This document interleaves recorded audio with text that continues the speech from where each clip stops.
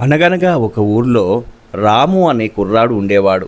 అతనికి చిత్రకళ అంటే ప్రాణం. కానీ రంగులు కొంచెం కొనుక్కొనే స్తోమత లేక ఇలా నేల మీదే బొమ్మలు గీస్తూ ఆనందించేవాడు. ఒకరోజు రాత్రి రాము కలలో ఒక దేవుడు కనిపించి ఒక కుంచెను బహుమతిగా ఇచ్చాడు. ఉదయం లేచి చూసేసరికి ఆ కుంచె నిజంగానే వాడి చేతిలో ఉంది. ఆ కుంచెతో రాము ఒక పక్షి బొమ్మను గీశాడు. ఆశ్చర్యం! ఆ పక్షికి ప్రాణం వచ్చి ఆకాశంలోకి ఎగిరిపోయింది. అప్పుడు అర్థమైంది రాముడికి తన చేతిలో ఉన్నది ఒక మాయా కుంచె అని. అప్పటి నుండి రాము ఆ కుంచెతో ఊర్లో ఉన్న పేదవారికి కావలసినవన్నీ గీసి ఇవ్వడం మొదలుపెట్టాడు. ఆ ఊరు జనాలు రాముని చూసి ఎంతగానో మురిసిపోయారు.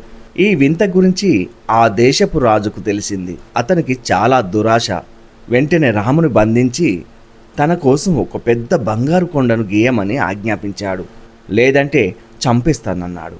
రాము తెలివిగా ముందు ఒక సముద్రాన్ని, అందులో ఒక పడవను, దూరంగా ఒక బంగారు కొండను గీశాడు.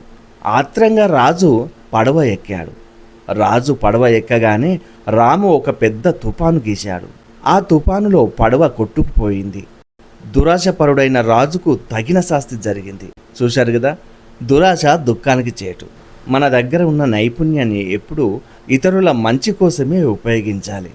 ఈ కథ మీకు నచ్చితే మన చిత్రకళ లోకం ఛానల్ని సబ్స్క్రైబ్ చేసుకోండి. నమస్తే, మీ గణేశ్వర్ వెంగళ.